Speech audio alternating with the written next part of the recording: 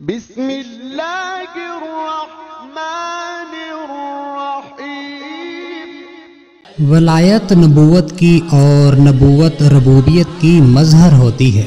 چوکیدار کا حکم حقیقتاً بادشاہی کا حکم ہوتا ہے۔ چوکیدار کا اپنا کوئی حکم نہیں ہوتا، جو حکم اوپر سے ملتا ہے وہی حکم پہنچاتا ہے۔ کوئی مخلوق کسی بھی شے پہ کوئی قدرت نہیں رکھتی، نہ ہی کوئی مخلوق خود سر ہے۔ ہر مخلوق کی پیشانی کے بال اللہ نے مضبوطی سے پکڑے اور جکڑے ہوئے ہیں۔ بغیر ارادت الہی کوئی شے حرکت نہیں کر سکتی۔ بے کس ہیں، بے بس ہیں، قدر کے مقدور ہیں اور حکم کے محکوم ہیں۔ فہم فکر سے حاصل ہوتی ہے، فکر فہم سے نہیں۔ کسی بھی چیز کا محض علم رکھنا بندے کے لیے کافی نہیں، علم کے ساتھ عمل اور عمل کے ساتھ چلن ضروری ہے۔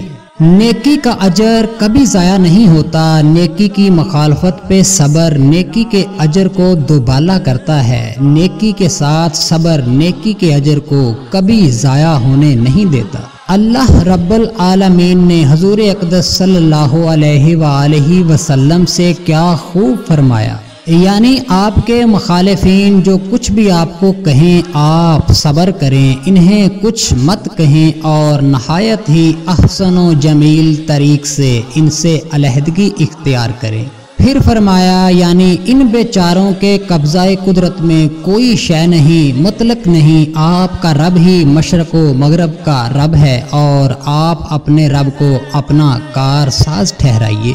نیکی اور صبر نبوت و ولایت کی دو بنیادی خصلتیں ہیں۔ ہر کسی سے ہر وقت ہر حال میں نیکی کر اور نیکی کی مخالفت پہ صبر کو اپنے اوپر لازم قرار دے۔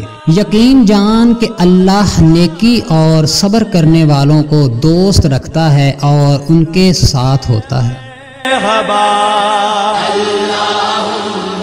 صلی علی سیدنا